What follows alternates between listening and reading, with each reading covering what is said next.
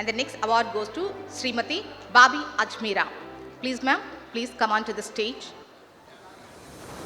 విమానయానం, ప్రభుత్వ పరిపాలన, విద్య, కార్పొరేట్ శిక్షణ మరియు సామాజిక ప్రభావంలో 17 సంవత్సరాలకు పైగా విభిన్న రంగాల్లో రాణించారు బాబీ అజ్మీరా గారు.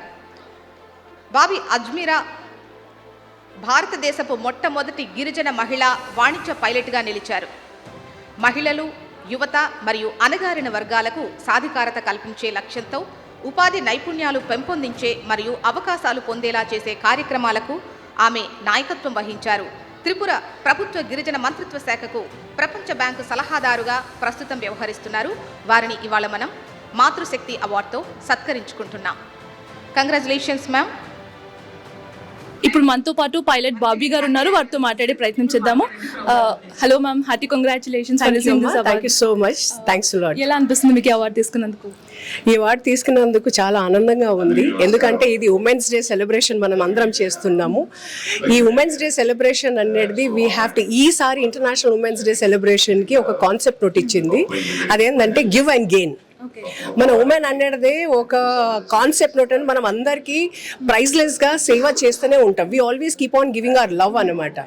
దానికి గెయిన్ ఏంటంటే we are contributing to the nation, we are contributing to the planet.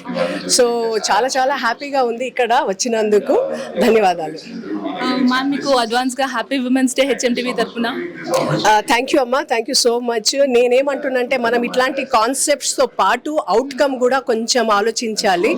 ఎందుకంటే ఇవాళ డేట్లో మనము ఏఐ, క్వాంటము, మనం కొత్త కొత్త టెక్నాలజీ గురించి మాట్లాడుతున్నాం. కానీ ఉమెన్ వెల్నెస్ అనేది ఇది ఇంకా వెనకబడి ఉన్నది, వెనక బ్యాక్ సీట్లోనే ఉంది.